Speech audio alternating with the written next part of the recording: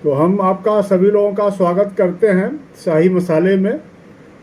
और इस वेबिनार का मुख्य जो ऑब्जेक्टिव है बुलाने का आप लोगों को कि बेसिकली हम एक मैन्युफैक्चरर हैं, मसाले का निर्माण करते हैं।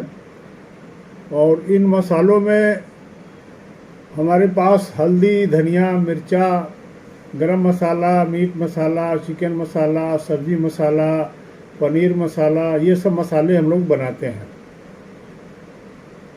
इन्हीं सब को सेल करने के लिए हम डिस्ट्रीब्यूटर की तलाश कर रहे हैं। तो आप लोगों ने, बहुत सारे लोग जिनको हमने मैसेज ये भेजा है, ये लोग हमारे जो फेसबुक का एडवर्टीजमेंट है उसके थ्रू उन्होंने कभी ना कभी इंक्वायरी करी थी। तो उनको एक बार हमने मैसेज भेजा कि शायद आपको क्लैरिटी ना हो, आपको पता ना हो कि डिस्ट्रीब्यूटरशिप क्या है, कैसे करते हैं, क्या मार्जिन होगी, प्रॉफिटेबिलिटी क्या होगी, कौन से सिस्टम में काम कर सकते हैं। तो इन सब चीज़ों पे क्लैरिटी लाने के लिए हमने एक घंटे का वेबिनार सेशन बुलाया है। इसमें आप जो भी क्वेश्चन होगा, आधे घंटे का हम लोग क्वेश्चन आंसर रखेंगे। आधे घंटे में हम अपनी बात आपको बताएंगे कि क्या हो सकता है, क्या नहीं हो सकता है।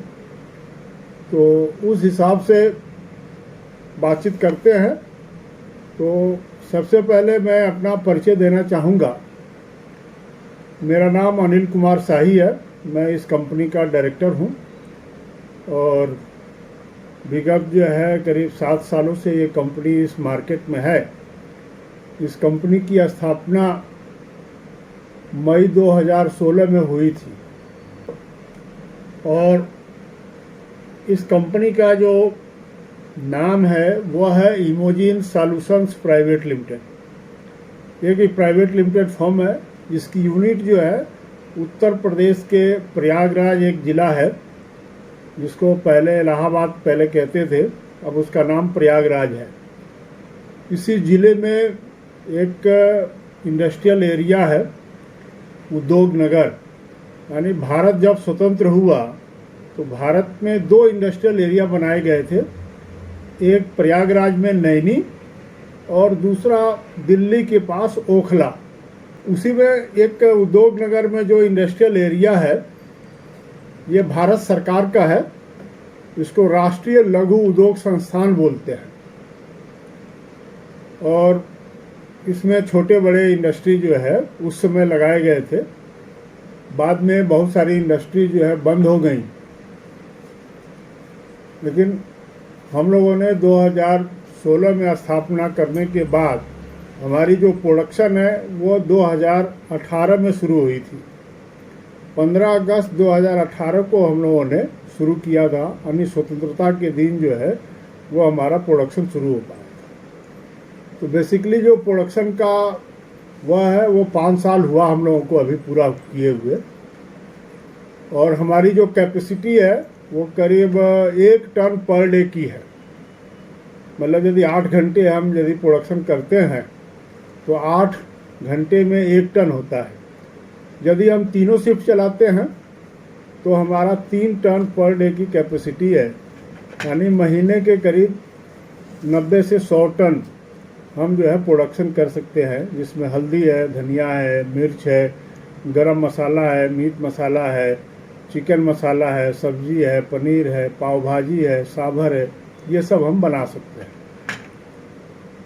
अब आता है कि भाई यदि हम मैन्युफैक्चरर हैं, निर्माण करते हैं, तो इस मसाले के बिजनेस में आने के लिए किसी भी व्यक्ति को, जैसे आप मान लो आज सोचा कि हमको मसाला का बिजनेस करना है, तो आप किस तरीके से आ सकते हैं। तो आने के लिए आपको जो है 3 तरीका है। या तो आप मैन्युफैक्चरिंग करो या आप ट्रेडिंग करो। ट्रेडिंग का मतलब हुआ कि कोई बना रहा है, उससे आपने माल लिया और मार्केट में सेल करने का काम आपका है।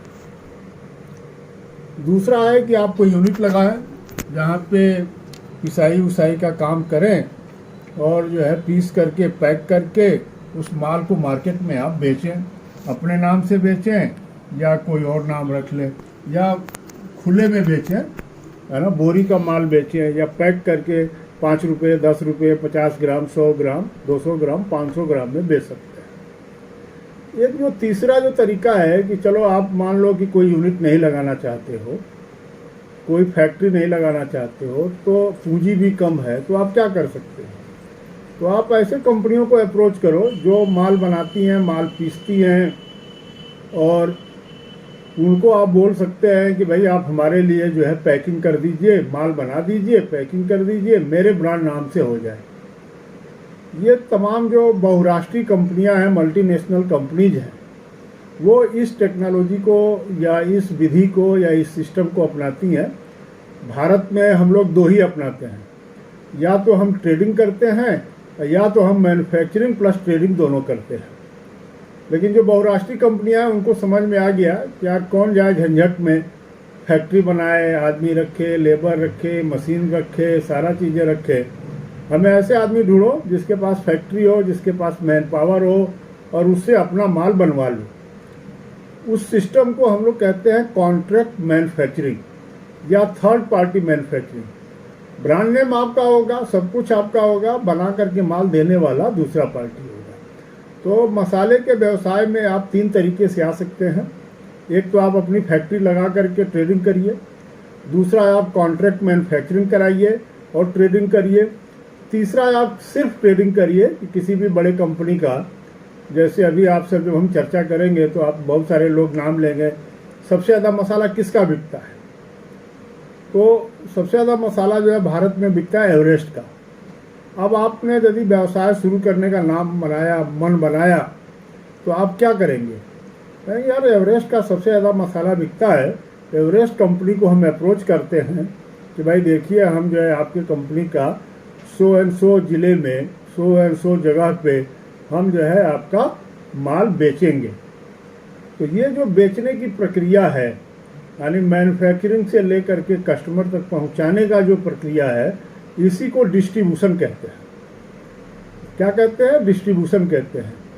उसको अन्य भाषा में सप्लाई चेन मैनेजमेंट कहते हैं।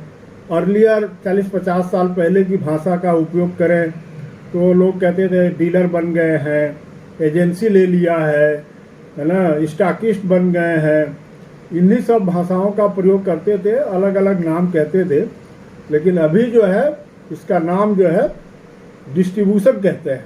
इसके बारे में आपको थोड़ा सा क्लियरिटी कर दूं कि जैसे मान लो कि हम मसाले का निर्माण करते हैं, तो हमें कंज्यूमर तक पहुंचने के लिए, कस्टमर तक पहुंचने के लिए भाई कोई माध्यम होना चाहिए, या हम सीधे कस्टमर को जो है पकड़ें और उनको बोले कि भाई देखो हम तो शाही मसाले के नाम से मसाला बनाते हैं, आप जो है मसाला हमारा लीजिए, खरीदिए, खाइए और यूज करिए।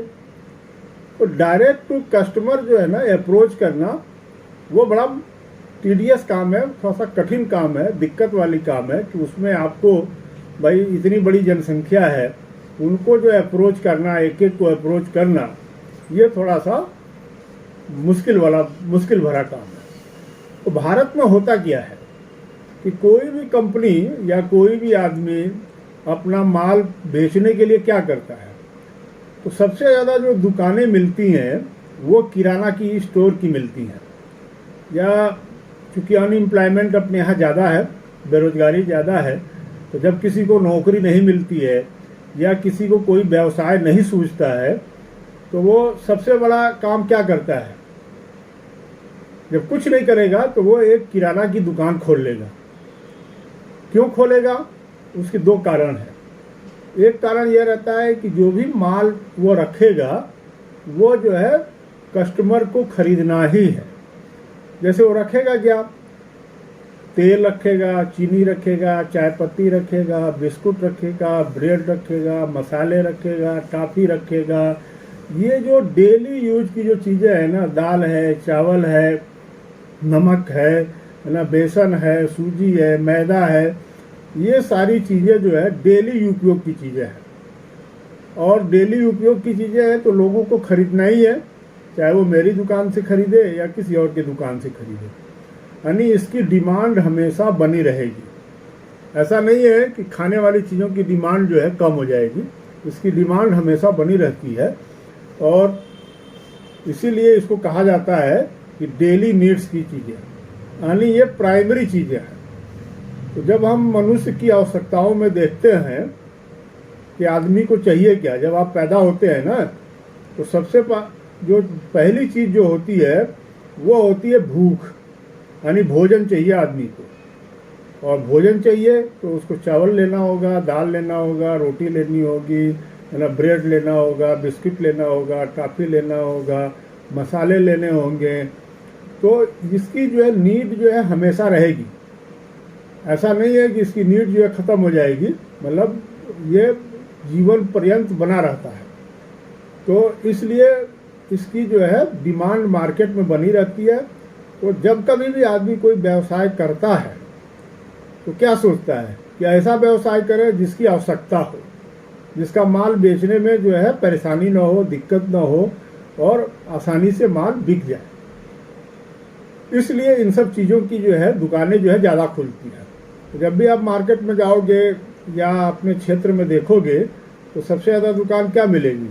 किराना स्टोर, ग्रासरी स्टोर, यही सब मिलेगा। आजकल तो बड़ी बड़ी कंपनियां जैसे बिग बाजार है, स्पेंसर है, डी मार्ट है ना, ये सब आपको, विशाल मेगा मार्ट है, इस तरह की कंपनियां बहुत सारी मिलेंगी आपको। क्यों मिलेंगी? कारण यह है कि ये माल आसानी से बिक जाता है। कि कहीं भी आप स्टोर खोल लो, लोगों को ज़रूरत तो है, स्टोर में जाएंगे, देखेंगे, भाई देना हमको 1 किलो चीनी, 2 किलो दाल, 4 किलो चावल, 10 किलो आटा, तो ये तो लेना ही लेना है उनको। तो ये जो किराना दुकानें हैं, ये इन्हीं पे ये सारी चीज़ें बिकती हैं। तो भारत में सबसे ज़्यादा दुकानों की जो संख्या है वो है किराना स्टोर की। अभी जो भारत की जनसंख्या है वो करीब 140 करोड़ है, यानी आप 1.5 अरब के आसपास पहुंचने वाले हैं। और दुकानों की भी संख्या आप काउंट करोगे तो करीब जो है 1.25 करोड़ के आसपास दुकानें हैं। मैं केवल एक राज्य या एक उसकी नहीं कह रहा हूँ, मैं पूरे भारत की बात कर रहा हूँ। कश्मीर से लेकर के कन्याकुमारी तक करीब 1.25 करोड़ दुकानें हैं। अब इन 1.25 करोड़ दुकानों में कुछ बड़ी दुकानें हैं, कुछ बीच वाली हैं, कुछ छोटी हैं, कुछ बहुत ही छोटी हैं। तो 4 तरह की दुकानें आपको मिलेंगी जहाँ पे ये सब माल जो है बिकता है। जो बड़ी दुकानें होती हैं वो 2 काम करती हैं। एक खुदरा में माल बेचती है, यानी 1 पीस, 2 पीस, 4 पीस भी बेचती है, और बल्क में भी माल बेचती है, यानी जो है थोक में माल बेचती है, यानी बोरी का माल, 1 बोरी, 2 बोरी, 4 बोरी, वो भी बेचती है। तो अब आता है सवाल कि भाई जो डिस्ट्रीब्यूटर होता है वो करता क्या है, या कोई कंपनी डिस्ट्रीब्यूटर क्यों अपॉइंट करती है, क्यों बनाती है? अब कारण यह है कि सपोज कर लो कि हमें जो है लखनऊ में जो है माल बेचना है। मैं मैन्युफैक्चरर हूँ प्रयागराज में, तो लखनऊ में माल बेचने के लिए हमें क्या करना होगा? या तो हमें वहाँ कोई ऑफिस बनानी होगी, एक गोडाउन बनाना होगा, आदमी रखने होंगे, और वो आदमी जा कर के दुकान दुकान से संपर्क करेंगे, वहाँ से उनको बताएंगे, ऑर्डर लेंगे, कंपनी फिर उनको माल पहुँचा देगी। तो ये सब जो है मतलब एक इंफ्रास्ट्रक्चर आपको बनाना पड़ेगा। इसको आसान बनाने के लिए कंपनी जो है एक बिजनेस पार्टनर की तलाश करती है, जो एक पूंजी भी लगा सके और मैनेजमेंट भी कर सके, और जिसके पास एक इंफ्रास्ट्रक्चर हो। तो यदि आपको मान लो कि लखनऊ का एक छोटा सा एरिया में आपको बोला कि भाई आप जो है 250-300 दुकानों को संपर्क करिए, उनसे बातचीत करिए और हमारा माल का ऑर्डर लीजिए और उनको माल पहुंचाइए, इसी को डिस्ट्रीब्यूशन कहते हैं। यानी खुदरा दुकान वालों से मिलना, उनसे ऑर्डर जनरेट करना, वो ऑर्डर जनरेट हो जाए फिर उनको माल पहुंचा करके उनसे पैसा लेना, इसी को डिस्ट्रीब्यूशन सिस्टम कहते हैं, और इसी को व्यवसाय कहते हैं। अब इस व्यवसाय में मान लो कि हमने माल ऑर्डर जनरेट कर लिया, ले आए भी ऑर्डर, माल भी पहुंचा दिए, पैसा भी ले लिए, फिर हमें क्या मिलेगा? तो कंपनियां जो है आपको जो है एक प्रॉफिट देती है कि भैया ये हमारा प्रॉफिट है, इस प्रॉफिट में से 10%, 5%, 2%, 4%, है ना, 20%, 25% हम आपको देंगे। उसको जो है प्रॉफिट मार्जिन कहा जाता है। क्या कहा जाता है? Profit margin. यानी आपको कुछ ना कुछ जो है उस पर मिलेगा। अब आता है सवाल कि मान लो कि हमने 100 रुपये की चीज़ खरीदी और दुकान वाले को हम कितने में सेल करेंगे। तो हमारी जो है कीमत हो गई है 100 रुपये और हमें लेना होगा प्रॉफिट। तो प्रॉफिट लेने के लिए क्या आपको क्या करना पड़ेगा भाई? 100 रुपये की माल हमने खरीदी है, तो मान लो कि हमने कहा कि 20 रुपये प्रॉफिट चाहिए, यानी 20% प्रॉफिट चाहिए। तो 100 रुपये का 20% जब आप निकालोगे तो आपको 20 रुपये आएगा। तो 120 रुपये में हम माल बेचेंगे तो वो हमें 20 रुपये प्रॉफिट आएगा। फिर जब अगला जो लेगा वो भी प्रॉफिट लेकर के बेचेगा, यानी उसको भी प्रॉफिट चाहिए। अब मान लो खुदरा दुकानदार 120 रुपये में माल खरीद लिया, अब वो कहता है कि भाई हमको जो है कम से कम 40% प्रॉफिट चाहिए। तो 40% 120 रुपये पे रखेगा, यानी 48 रुपये उसको और प्रॉफिट चाहिए। 120 रुपये में खरीदा, 48 रुपये उसका प्रॉफिट, यानी 168 रुपये में वो कस्टमर को बेच देगा। अब वो कस्टमर क्या करेगा? ले जाएगा, यूज करेगा, ख़त्म कर देगा। तो इस तरह जो है आपको प्रॉफिट मार्जिन जो है बढ़ती जाती है। अब भारत सरकार का एक नियम है कि यदि कोई भी प्रोडक्ट आप बनाते हैं तो उस प्रोडक्ट पे आपको एक MRP लिखना होगा, यानी मैक्सिमम रिटेल प्राइस। सभी लोग जाते हैं बोलते हैं अरे इसका क्या MRP है, पैदल लिखा हुआ है 200 रुपया, दुकानदार आपको दे रहा है 150 रुपये में। तो MRP लिखना जो है वो मतलब नेसेसरी है कि आपको लिखना ही पड़ेगा। तो उससे ज़्यादा कोई भी दुकानदार किसी भी कस्टमर से दाम नहीं ले सकता है। अब मान लो कि दुकानदार ने खरीदा 120 रुपया, अब वो कहता है कि हम तो इसको 400 रुपये में बेचेंगे और MRP उस पर लिखी हुई है 200 रुपया। तो 200 रुपया से ज़्यादा वो MRP नहीं ले सकता है। ये कानूनन जो है अपराध है। अमेरिका में इस तरह का कानून नहीं है, वहाँ MRP का कंसेप्ट नहीं है। वहाँ दुकानदार के ऊपर निर्भर रहता है कि वो कितना दाम उसके ऊपर करता है। तो MRP का कंसेप्ट भारत में है। अब आता है सवाल, जब कभी भी आप जैसे डिस्ट्रीब्यूटर, मैं बहुत सारे लोगों से करीब मैं इंडिया में डिस्ट्रीब्यूटर बनने के लिए करीब मैं 1.25 लाख लोगों से कंसल्ट कर चुका हूँ। मतलब 5 सालों में मैं 1.25 लाख से ऊपर लोगों से बातचीत कर चुका हूँ। डेली करीब 1000 लोगों से ऊपर बात करता था मैं। सब पूछते थे कि अरे राकेश कंपनी तो 40% वो मार्जिन देती है, एवरेस्ट वाला 25% देता है, MDH वाला 10% देता है, 20% देता है, कोई 8% देता है। तो ये बड़ा कंफ्यूजन है आप लोगों के मन में कि प्रॉफिट होता क्या है, मार्जिन क्या होता है, दुकानदार को क्या मिलेगा, MRP पे बेचेगा, हमको MRP में मिलेगा, है ना। तो ये कंफ्यूजन है। मार्जिन होता है जितने पे आपने खरीदा उसमें अपना प्रॉफिट जोड़िए और प्रॉफिट जोड़ करके जितने में आपने बेचा वो उस दुकानदार का जो है उस पर प्रॉफिट जोड़ करके बेचेगा। MRP से कोई लेना देना नहीं है। MRP केवल कस्टमर के लिए है कि MRP से ज़्यादा आप उससे चार्ज नहीं ले सकते। तो कन्फ्यूजन ना करें। अब MRP किसी भी प्रोडक्ट का 500 रुपया रख दीजिए, लेकिन माल बिक रहा है 100 रुपये में, तो आप कहोगे अरे यार MRP से तो इतना % डिस्काउंट है। तो MRP से जब भी चलता है तो वो डिस्काउंट चलता है, मार्जिन नहीं चलता है। मार्जिन चलता है कि आपका खरीद रेट क्या है, कितने पे आपने खरीदा है। तो हम लोग जो है मसाले का निर्माण करते हैं और मसाले के निर्माण के लिए ही हमको जो है डिस्ट्रीब्यूटर की आवश्यकता है। अब डिस्ट्रीब्यूटर कितने तरीके के हो सकते हैं तो निर्भर करता है एरिया के ऊपर, कितना एरिया वो कवर करना चाहता है उसके अनुसार जो है उसको नाम दिया जाता है। जैसे हमारे यहाँ 3 तरह के डिस्ट्रीब्यूशन चैनल है।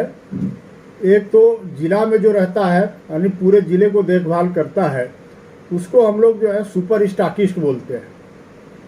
यानी वो पूरे ज़िले में माल देने का लेने का काम जो है सुपर स्टॉकिस्ट करेगा। उसके नीचे जो रहते हैं जैसे तहसील स्तर पे, ब्लॉक लेवल पे, टाउन एरिया लेवल पे, यहाँ पे जो है वो आपको डिस्ट्रीब्यूटर बोलते हैं। अब मान लेते हैं कि कोई कहता है कि भाई हम इतना एरिया, इतना क्षेत्रफल नहीं कवर कर पाएंगे, हम छोटा सा एक मोहल्ला 10-20 दुकान, 50 दुकान इस तरह कवर कर पाएंगे, उनको हम लोग जो है डीलर बोलते हैं। तो हमारे यहाँ 3 तरह का कंसेप्ट है। एक हो गया डीलर, दूसरा हो गया डिस्ट्रीब्यूटर और तीसरा हो गया सुपर स्टॉकिस्ट। यानी कंपनी जो है सीधे माल सुपर स्टॉकिस्ट को देती है, सुपर स्टॉकिस्ट डिस्ट्रीब्यूटर को देता है और डिस्ट्रीब्यूटर जो है डीलर को देता है, या डीलर जो है सीधे सुपर स्टॉकिस्ट से माल ले लेता है। अब आता है सवाल कि भाई इसमें बनने के लिए क्या करना होगा, क्या क्राइटेरिया है। तो क्राइटेरिया जो है सिंपल है, आपकी उम्र 18 साल से ऊपर हो, क्योंकि आप बिजनेस करने आ रहे हैं तो 18 साल से ऊपर होनी चाहिए। दूसरा, आपकी एक पहचान हो, आप हो कौन, क्या नाम है आपका, उसके लिए आधार कार्ड चाहिए। और चूंकि आप बिजनेस करने वाले हैं तो भारत में बिजनेस करने वालों को भारत सरकार जो है वो एक जो पकड़ करती है या जिनसे वो उनको बारे में जानना चाहती है, उसको बोलते हैं हम लोग पैन कार्ड, है ना।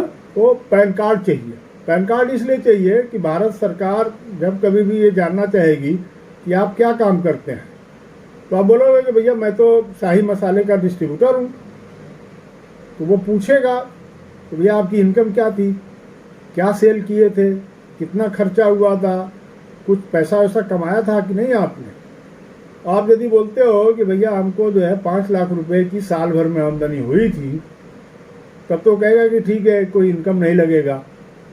लेकिन जैसे आप कहते हो कि भैया हमने 8 लाख रुपया कमाया है, 6 लाख रुपया कमाया है साल में, तो वो कहेगा कि भैया आपको इनकम टैक्स देना पड़ेगा, ठीक, तो आपकी इनकम टैक्स के दायरे में आते हैं चूंकि आपने इतनी आमदनी करी है।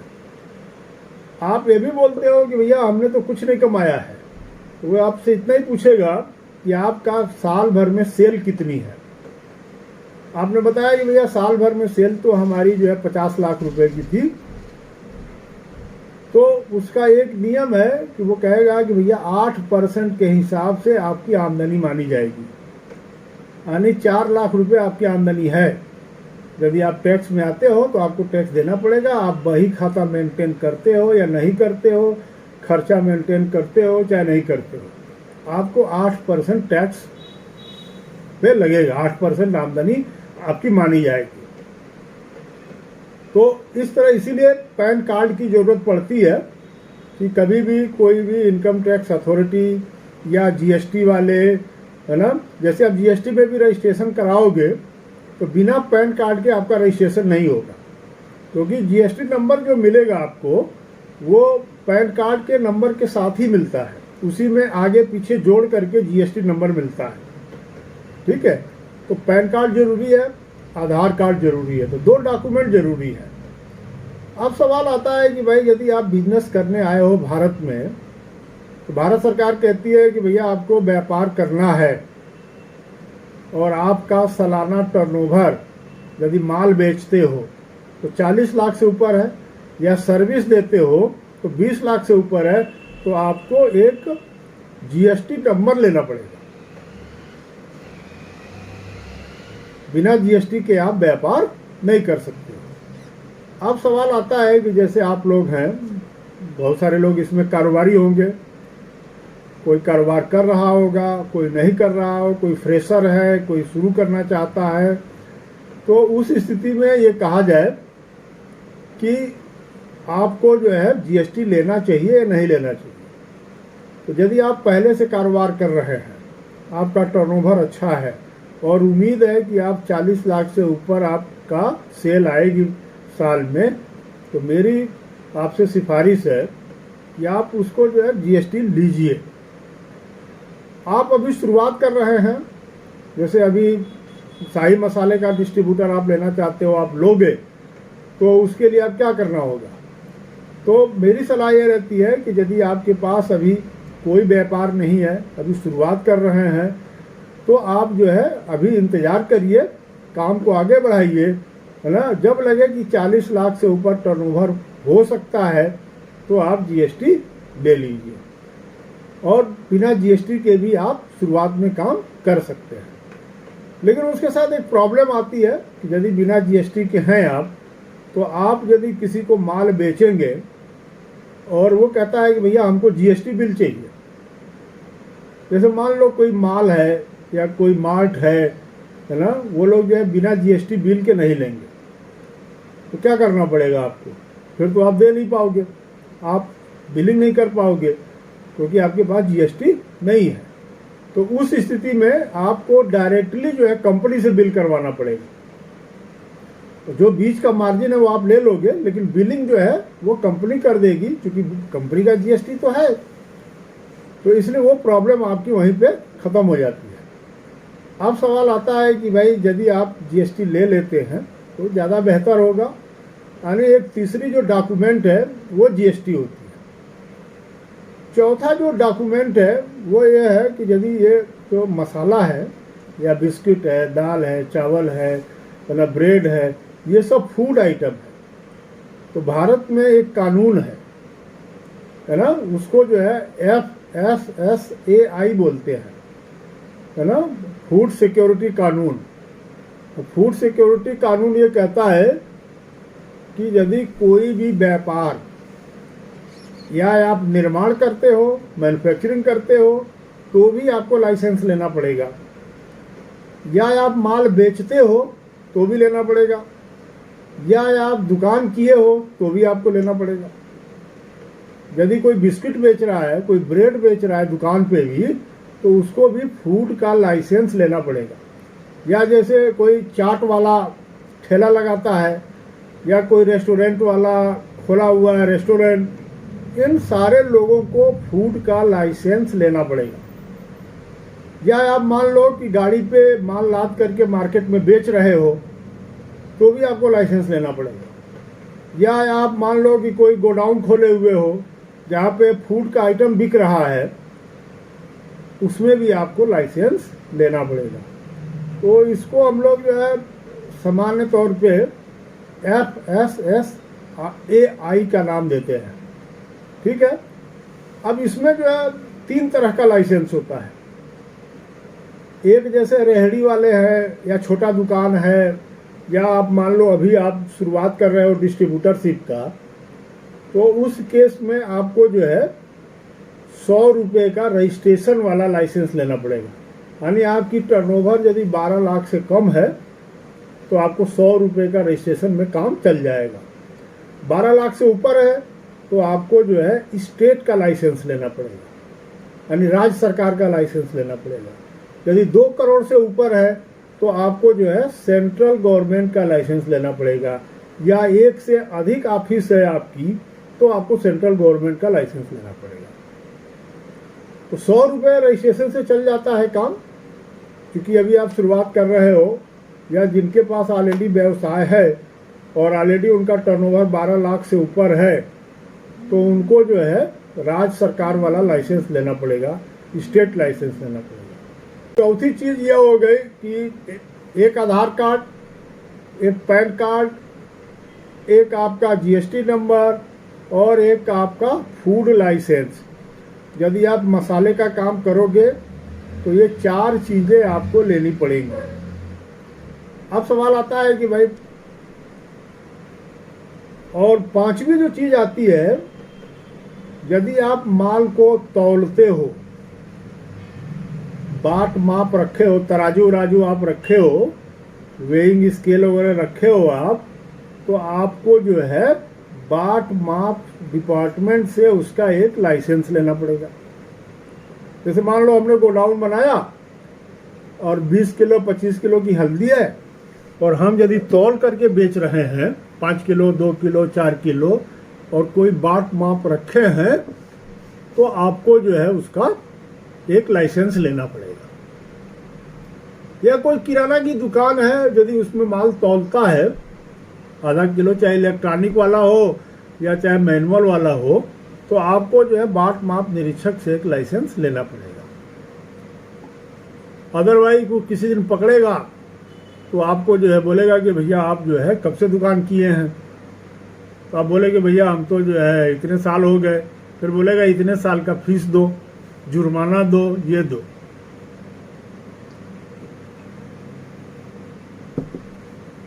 तो ये सारी चीजें हो गई कि ये डॉक्यूमेंट्स आपको लगते हैं। अब आता है सवाल कि भाई कंपनी, यदि ये डॉक्यूमेंट आप बना लोगे, शुरुआत में केवल 2 डॉक्यूमेंट चाहिए, बाकी डॉक्यूमेंट आप बाद में कर सकते हो। फूड का लाइसेंस है, जीएसटी है, बाट माप निरीक्षक है ना। तो ये सारी चीज़ें करने के बाद अब आप काम की शुरुआत करिए। तो काम की शुरुआत जो है, अब आता है सवाल कि भाई कंपनी के पास कौन सा प्रोडक्ट है। तो प्रोडक्ट हमारे जो है मसाले जो है ना, 2 तरह के मसाले होते हैं भारत में। एक तो जैसे मान लो लौंग है, इलायची है, काली मिर्च है, जीरा है, अजवाइन है, मेथी है, सौंफ है, मंगरेल है। ये जो मसाले हैं है ना, ये जो है खड़े में आते हैं। खड़े मतलब साबुत, यानी होल वो रहते हैं। तो उनको जो है क्या करना रहता है, पैक करना रहता है। आप छोटे पैकेट में बनाओ, बड़े पैकेट में बनाओ, 5 रुपये, 10 रुपये, 50 ग्राम, 100 ग्राम, 200 ग्राम, 500 ग्राम, 1 kilo, 5 kilo, 25 kilo, 30 kilo, 50 kilo. ये आपके ऊपर निर्भर करता है कि आप किस मार्केट में क्या बेचना चाहते हैं। तो ये हो गया साबुत मसाले। दूसरे जो मसाले हैं उसको कहते हैं, जब इनको हम चक्की उक्की में पीस लेते हैं, तो चक्की में पीसने के बाद जो है ये पाउडर फॉर्म में हो जाते हैं, तो इनको पीसे हुए मसाले बोलते हैं। अब इसमें जैसे हल्दी है, धनिया है, मिर्च है, ये तो एकदम पीसे हुए रहते हैं, मतलब सीधे लिया और उनको पीस दिया। बाकी जो मसाले रहते हैं जैसे गरम मसाला, पनीर मसाला, सब्जी मसाला, इनमें एक फार्मूलेशन होता है और फार्मूलेशन के बाद इसमें जो है मिक्स किया जाता है। जैसे आप बहुत अच्छे जो है खाना बनाने वाले हैं, तो आपको मालूम है कि यार ये मसाला डालूंगा, ये डालूंगा तो इसका स्वाद ये आ जाएगा। उसी को ब्लेंडिंग कहते हैं। ब्लेंडिंग का मतलब मिक्स करना, मसालों को मिक्स करना और मिक्स करके जो है उसको तैयार करना। इसीलिए आप देखोगे मार्केट में एवरेस्ट का मीट मसाला, राजेश का मीट मसाला, राकेश का ये मसाला, गोल्डी का छोले मसाला, एवरेस्ट का जो है गरम मसाला, इस तरह करके जो आता है। तो ये ब्लेंडेड है। हर कंपनी का अलग अलग फार्मूलेशन है। वो निर्भर करता है कि आपने कहाँ से रिसर्च किया है, किससे आपने फार्मूलेशन ली है। तो जो हम लोग का जो फार्मूलेशन है, भारत सरकार की एक संस्था है, एशिया की सबसे बड़ी संस्था है। भारत में जितने भी फूड टेक्नोलॉजिस्ट पैदा होते हैं वो उसी संस्थान से पैदा होते हैं। उसका नाम है central food technological research institute, CFTRI। ये मैसूर में है। यानी एशिया का इतना बड़ा इंस्टीट्यूट है फूड टेक्नोलॉजी पे।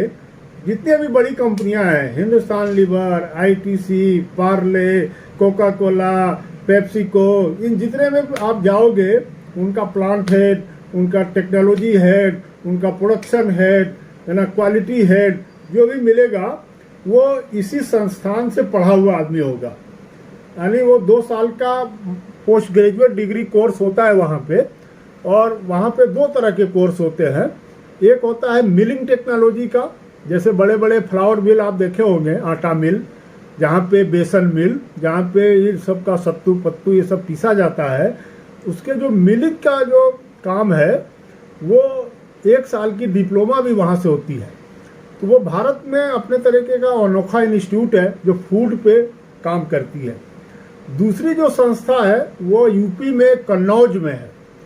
उसको जो है FFDC बोलते हैं, है ना, फ्लेवर एंड फ्रेग्रेंस डेवलपमेंट, है ना, वो ग्रुप है, भारत सरकार का है संस्था, जहाँ पे स्वाद और रंगों से संबंधित या सुगंध से संबंधित रिसर्च होते हैं।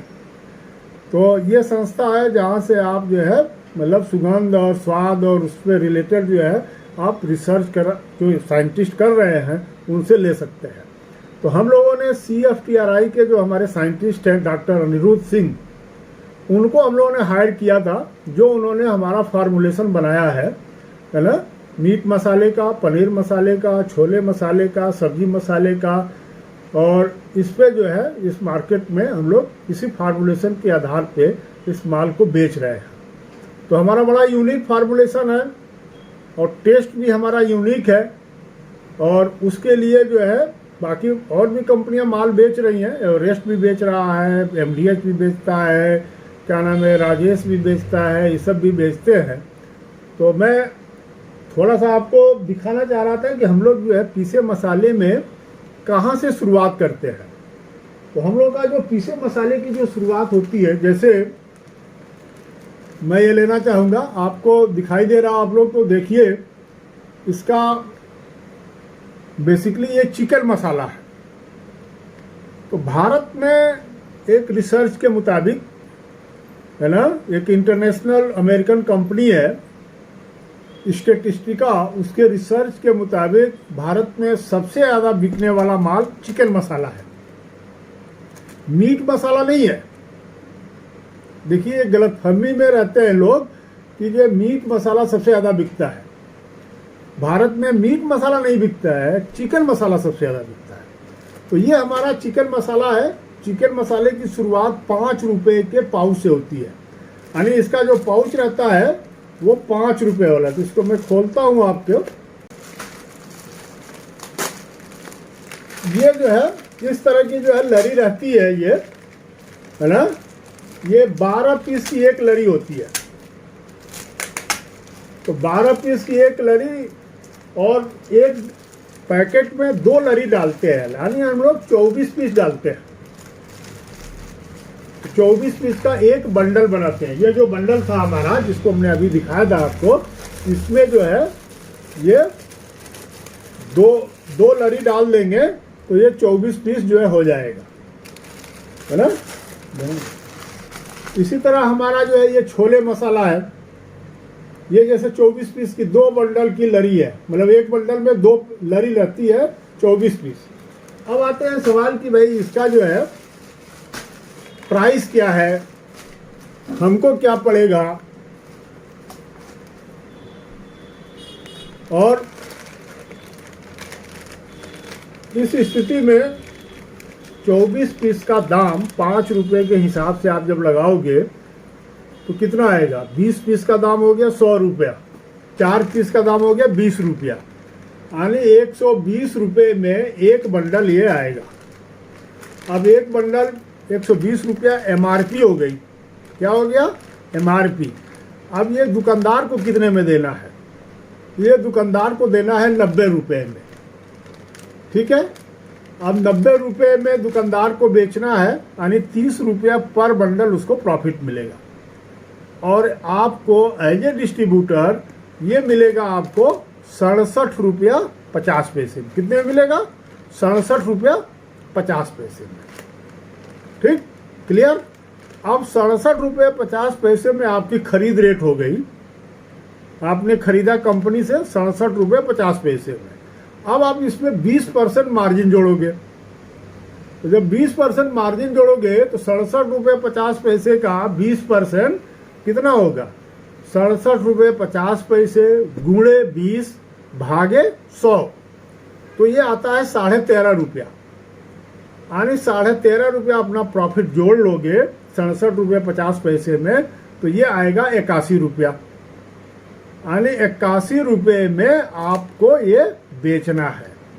अब दुकानदार को हम लोग क्या कह रहे हैं कि 90 रुपये में दो, यानी यदि एक बंडल लेता है तो उसको 90 रुपये में दीजिए, 4 बंडल लेता है, 5 बंडल लेता है तो आप 85 में दीजिए, 10 बंडल लेता है तो उसको 81 रुपये में दीजिए। तो 81 से 90 के बीच में आपको बेचना है, यानी अपना 20% मार्जिन रखकर। यदि आप 90 में बेच लेते हो 33% प्रॉफिट हो जाएगी, यदि आप 81 में बेचते हो तो 20% प्रॉफिट मिलेगी। तो मेरे हिसाब से आपको ये क्लियर हो गया होगा। अभी हम लोग क्वेश्चन आंसर लेंगे तो उसमें ये जो है पता चलेगा। इस तरह के हमारे जो है बहुत सारे प्रोडक्ट है, नॉर्मली हल्दी है, धनिया है, मिर्च है। मैं दिखाना चाहता हूँ, जैसे ये हमारा हल्दी है 5 रुपये वाला, ये हमारा जो है पनीर मसाला है 5 रुपये वाला। ये हमारा जो है धनिया है 5 रुपये वाला।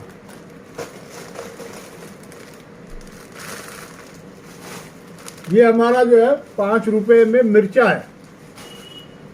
जैसे एक मसाला हम लोग ये बनाते हैं,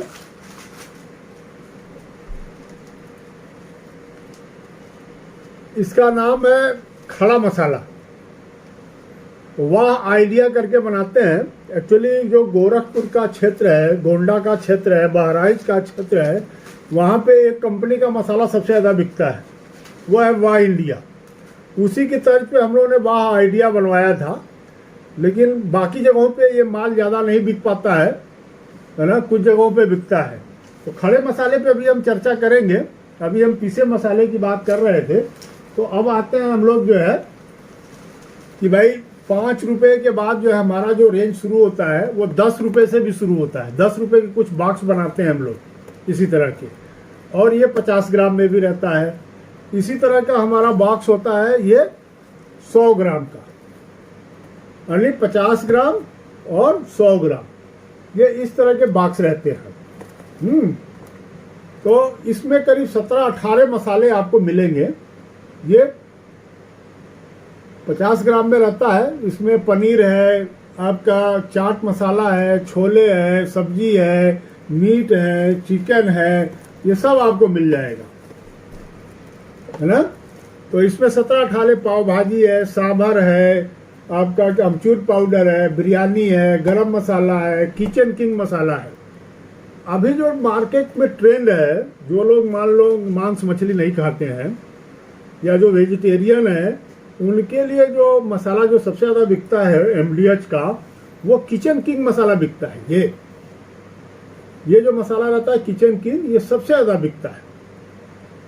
बाकी जो मीट मछली खाने वाले हैं वो मीट मसाला लेते हैं, गरम मसाला लेते हैं, चिकन मसाला लेते हैं।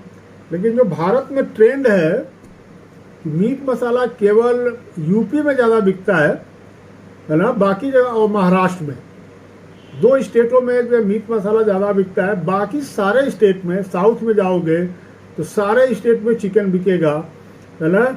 यूपी में भी चिकन की मांग ज़्यादा है। कारण ये हुआ है कि अभी चिकन की डिमांड इसलिए बढ़ी है कि जब कोरोना हुआ उस समय जो है चिकन वगैरह जो है बंद हो गए, वो क्या नाम है, दुकानें बंद हो गई, मीट का रेट बहुत बढ़ गया था, तो लोग जो है चिकन की तरफ ज़्यादा जो है झुकाव किए। तो इसलिए चिकन जो है सर्वसुलभ है।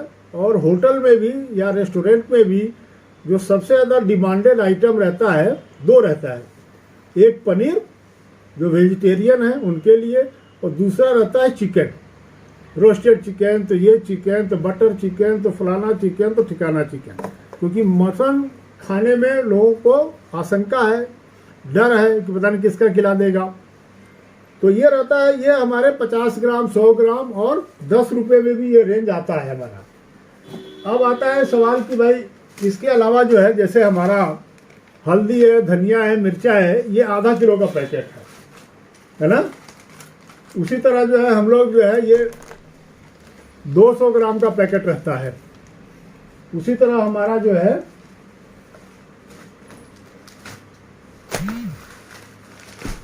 ये जो है 100 ग्राम का जैसे पैकेट रहता है ये हमारा।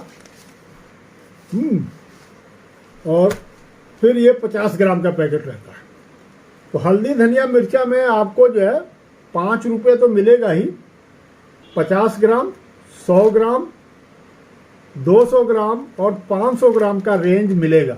ये पहले हम लोग बॉक्स में भी करते थे, बॉक्स में हम लोगों ने बंद कर दिया क्योंकि वो कॉस्टली पड़ता है। तो अब हम लोग सारा पाउच में, हमारा हल्दी धनिया मिर्चा ये पाउच में है और ये किलो में चलता है। 50 ग्राम का 20 पाउच होगा तो 1 किलो होगा, 100 ग्राम का 10 पाउच होगा तो 1 किलो होगा, 200 ग्राम का 5 पाउच होगा तो 1 किलो हो जाएगा, 500 ग्राम का जो है 2 पाउच होगा तो ये 1 किलो हो जाएगा। तो इस तरह का है। पैकेजिंग हमारी लाजवाब है, बहुत बेहतर पैकेजिंग है और हमारे प्रोडक्ट की क्वालिटी भी बहुत बेहतर है। हम इस पे प्रोडक्ट पे जो है 100% सेटिस्फैक्शन की गारंटी देते हैं, यानी पैसे वापस की गारंटी है। अब आते हैं दूसरा जो सेक्टर है वो है जो है खड़े मसाले का। खड़े मसालों में हमारा जो है 50 ग्राम इस तरह के मसाले की हमारी पैकिंग रहती है, 50 ग्राम में और 100 ग्राम में।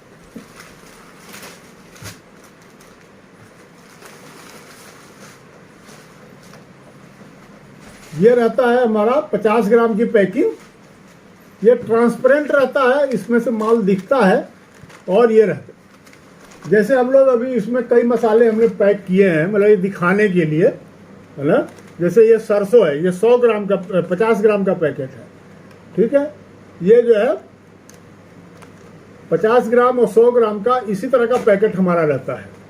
लेकिन जब हम लोगों ने देखा कि मार्केट में ये माल जो है बहुत कम बिकता है, मार्केट की जो डिमांड है 50 ग्राम 100 ग्राम की, मान लो कि 100 कस्टमर्स में से मुश्किल से 15 से 20 कस्टमर इस तरह का माल लेते हैं। 80% कस्टमर जो लेता है वो 5 रुपये का एसपी लेता है, 5 रुपये में ये वाला, ये ज़्यादा बिकता है। सबसे ज़्यादा बिकने वाला आइटम ये है, ठीक है। पहले हम लोग नहीं बनाते थे, लेकिन चूंकि मार्केट के डिमांड के वजह से ये माल हम लोग जो है बनाने शुरू कर दिए कि भाई यदि हमको मार्केट में खड़ा होना है तो हमको ये भी रखना पड़ेगा। तो इस तरह के हमारे कई मसाले रहते हैं, और इनमें जो सबसे ज़्यादा बिकता है वो ये मसाला रहता है। देख रहे हैं आप, ये मिक्स खड़ा गरम मसाला है। मिक्स खड़ा गरम मतलब कि इसमें सबसे ज़्यादा 8-10 आइटम 12 आइटम मिले रहते हैं।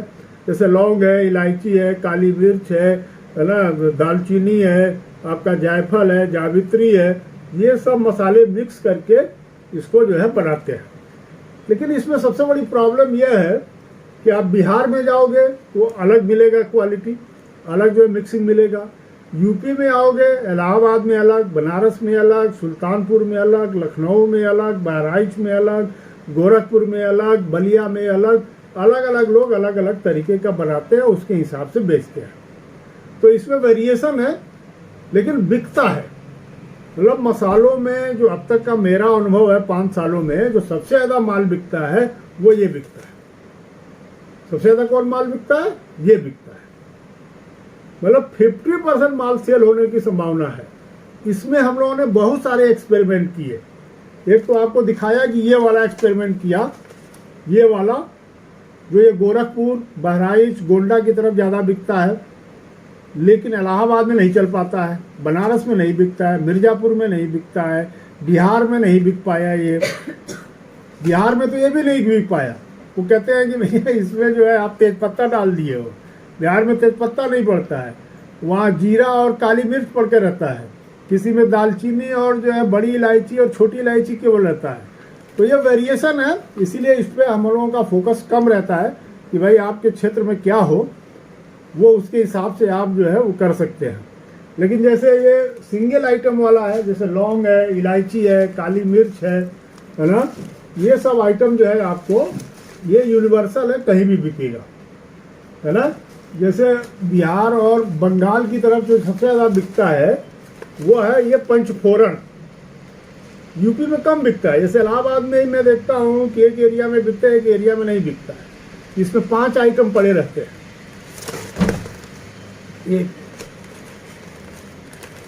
तो ये भी रहता है आइटम। अब जैसे आप मेथी ले लो, तो ये जो है गांव में कम बिकेगा। ये लखनऊ में, इलाहाबाद शहर में, कानपुर में, दिल्ली में, मुंबई में सबसे ज़्यादा बिकता है। ये जो है 5 रुपये, 10 रुपये में, 50 ग्राम में, क्योंकि मेथी सस्ती आती है तो 50 ग्राम में भी बिक जाता है, 100 ग्राम में भी बिक जाता है। तो ये रहता है हम लोग का। एक हम लोगों का जो पूजा पाठ से संबंधित है, ये कपूर है ना, ये टेबलेट फॉर्म में रहता है और 5 रुपये, 10 रुपये में भी बिकता है।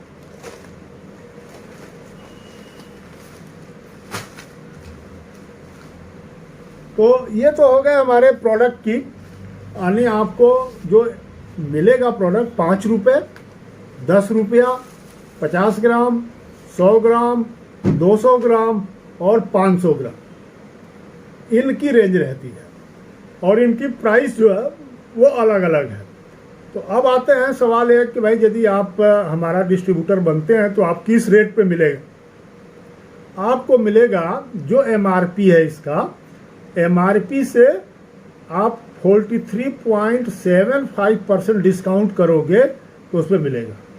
अब आते हैं जैसे हमारे पहले वाले एग्जाम्पल पे, ये 120 रुपया वाला पाउच जो बंडल था अभी हमारा, 5 रुपये का हल्दी, धनिया, मिर्चा, गरम मसाला, मीट मसाला, चिकन मसाला, पनीर मसाला, वो यदि आप काउंट करो तो 120 रुपये का 43.75% कितना आएगा? एनीवन?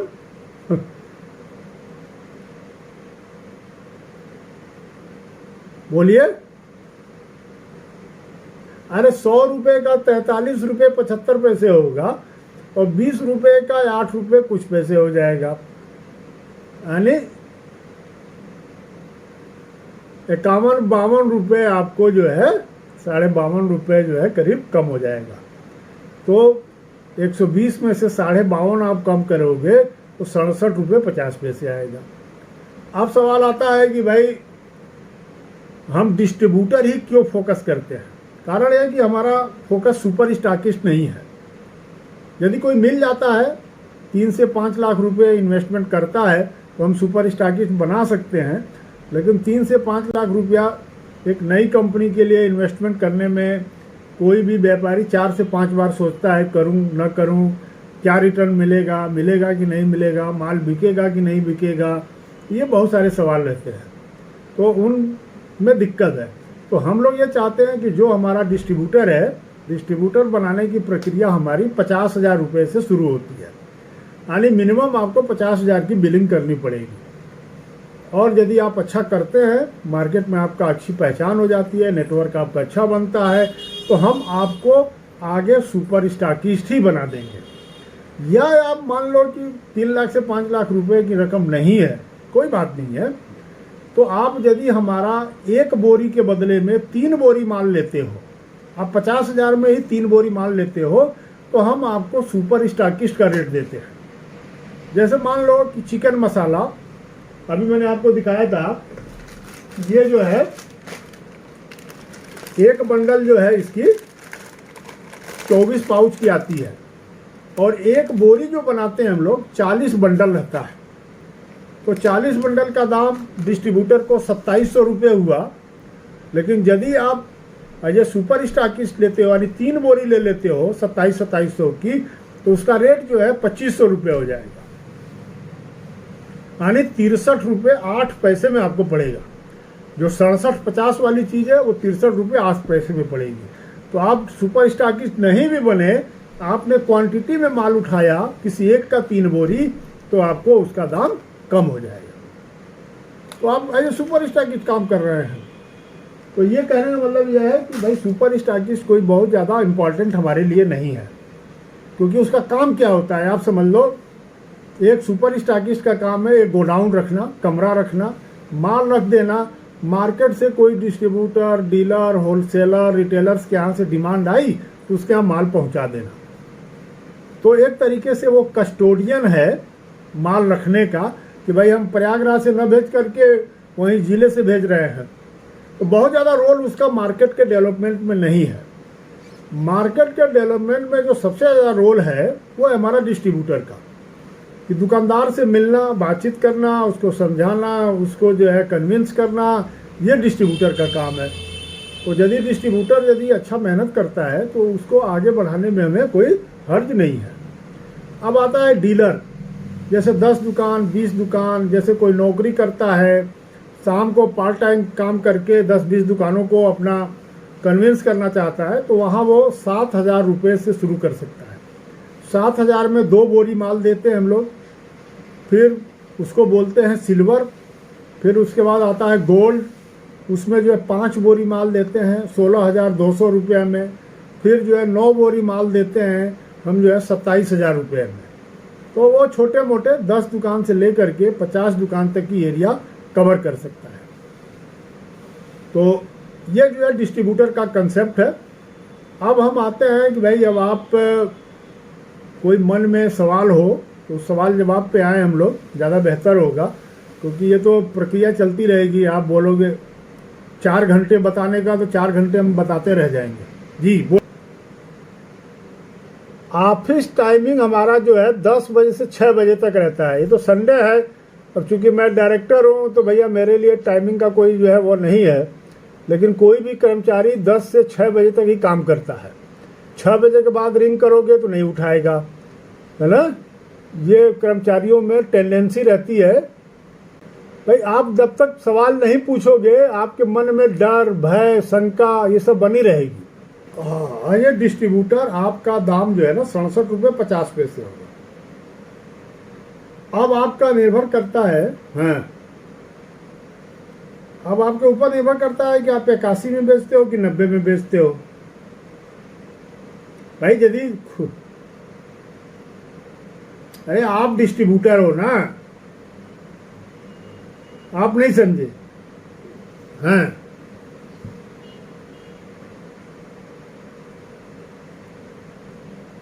हाँ हाँ हाँ, उसको भी वही रेट है, उसको भी वही रेट है। हाँ हाँ वही रेट है। वो दुकान की संख्या कम रहती है ना, 10 दुकान 20 दुकान तक रहता है।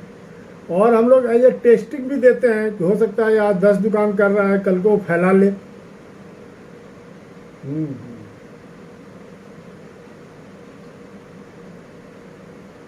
जी जी बताएं।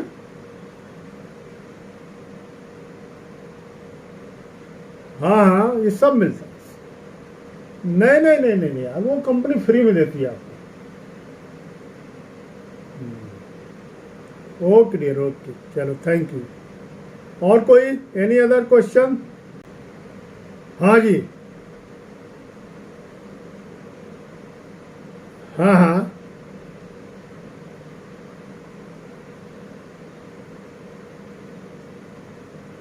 हाँ हाँ, देखो एक मिलेगा हल्दी, धनिया, मिर्चा, 3 हो गया। चिकन मसाला, पनीर मसाला 5 हो गया। छोले मसाला, सब्जी मसाला कितने हो गए? 7 हो गए। दम आलू मसाला 8 हो गया। गरम मसाला 9 हो गया। और एक जो है इलायची रहती है, एक लौंग रहता है, एक खड़ा मसाला रहता है। 11 आइटम रहता है। 5 रुपये वाली वही बिकता है यार। 50 ग्राम 100 ग्राम तो नहीं बिकता है भाई। बेचना भी चाहोगे तो बिक नहीं पाएगा आपसे। भाई स्पष्ट बोल रहा हूँ कि आप 100 ग्राम 50 ग्राम आप बेचना चाहोगे, नहीं बिक पाएगा, क्योंकि देखने में वो अच्छा लगता है, बिकता नहीं है। अब तक का मेरा जो है 5-7 सालों का अनुभव यही कहता है कि हम लोगों को भी 50 ग्राम 100 ग्राम देखने में तो बहुत अच्छा लगता था, बहुत अच्छी क्वालिटी, अरे पैकेजिंग बहुत अच्छी है हमारी, इतनी अट्रैक्टिव डिजाइन है, लेकिन डिजाइन से नहीं बिकता है ना। कैपेसिटी होनी चाहिए लोगों की खरीदने की। लोग खरीदते हैं 5 रुपये 10 रुपये,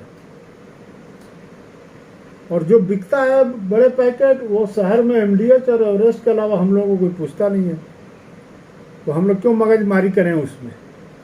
तो 5 रुपये का ही जो है ज़्यादा बेहतर है, उसी पे फोकस है हम लोगों का। 5 रुपये जब आपका बिकने लगेगा तब आपका 50 ग्राम 100 ग्राम बिकेगा। अब आप सोचो 50 ग्राम जीरा नहीं बिकता है जल्दी, 10 में से 1 दुकान वाला लेता है। क्यों कि जीरा अभी तो 750 रुपये किलो हो गया, तो कौन खरीदेगा 50 ग्राम 55 रुपये में।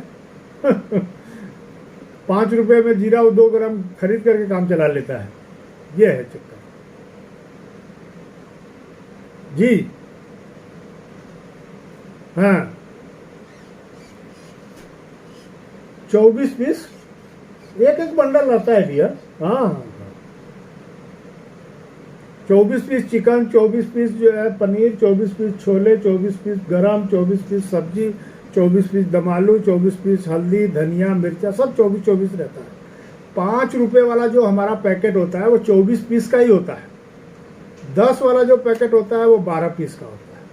तो 10 वाले में ये सब मसाले अभी नहीं है हम लोगों के पास, क्योंकि भाई 5 रुपया नहीं बिक रहा है तो 10 वाला कैसे बिकेगा। ठीक है, जब 5 रुपये का आदमी नहीं ले पा रहा है तो 10 रुपये का लेने में तो उसको बहुत संकोच करना पड़ेगा। तो 10 रुपये में हल्दी है, धनिया है, मिर्च है, और 10 रुपये में आपको बिरयानी, चाट, है ना, ये सब मिल जाएंगे। वो भी हम लोगों ने बॉक्स में था तो बंद कर दिया है अभी हम लोगों ने, क्योंकि बॉक्स में कॉस्टली पड़ता है, उसमें प्रॉफिट ना आपको है ना हमको है। ठीक है। जैसे पश्चिमी उत्तर प्रदेश का एरिया है, वहाँ 10 रुपये वाला ज़्यादा चलता है, 5 वाला नहीं चलता है, क्योंकि वहाँ की इकोनॉमिक कंडीशन जो है ना अच्छी है, यानी लोगों के पास जेब में पैसा है, तो वो 10 रुपये वाला खरीद लेते हैं, 5 वाला खरीदने में उनको तौहीन महसूस होता है। अब आ जाओ ईस्ट यूपी में, ईस्ट यूपी में 5 वाला कम चलता है, 1 रुपया वाला ज़्यादा चलता है। 1 रुपये का मसाला जो है राजेश का है ना, गोल्डी का, अशोक का, राजेश का सबसे ज़्यादा मसाला बिकता है यूपी में, 1 रुपया वाला सब्जी मसाला हाईएस्ट सेलिंग है उसकी। कारण है 1 रुपया, 1 रुपया में आदमी ले आता है, तुरंत फाड़ता है, डालता है, सुबह शाम में 2 रुपये में बना लेता है। तो वो पब्लिक के ऊपर है कि किस मार्केट को आप काम कर रहे हो, जिसमें सेल कर रहे हो। बेसिकली हम लोग का जो मार्केट है वो ग्रामीण मार्केट है, रूरल एरिया का मार्केट है। रूरल एरिया के मार्केट में 5 रुपये का SQ अच्छा चलता है। अगर 5 रुपये का प्रोडक्ट अच्छा चलेगा, अब आप सोचोगे कि मेन मार्केट में बेचें तो वहाँ थोड़ा सा टाइम लगेगा। 5 रुपये वहाँ कम चलता है, वहाँ 50 ग्राम 100 ग्राम ज़्यादा चलता है। जैसे माल है, मार्ट है, इस 100 में आप जाओगे तो 50 ग्राम 100 ग्राम 200 ग्राम 500 ग्राम चलेगा, वहाँ 5 रुपये 10 रुपये नहीं चलेगा। तो वो मार्केट को देख करके आपको जो है वो लेना पड़ेगा, टेस्ट करना है, अगल बगल के पड़ोसी में देना है ना, लोगों से ओपिनियन लेना है, राय लेनी है, तो 5 रुपये वाला दे दो सबको, क्या फ़र्क पड़ता है। देख करके टेस्ट कर लो, 5 रुपये तो थोड़ी खर्चा हो रहा है आपका, तो 2 रुपये 3 रुपये खर्चा हो रहा है ना। डेमो किट के लिए आपको जो है बस जिस नंबर से गया है उसी पे आप ऑर्डर कर दो, 990 रुपये कंपनी के खाते में पे कर दो। गूगल पे भी कर सकते हो, फ़ोन पे भी कर सकते हो, और आज जैसे पे करोगे कल आपको निकल जाएगा, 2 दिन में 3 दिन में तीसरे दिन मिल जाएगा आपको। ओके, थैंक यू, सभी लोगों को बहुत बहुत धन्यवाद।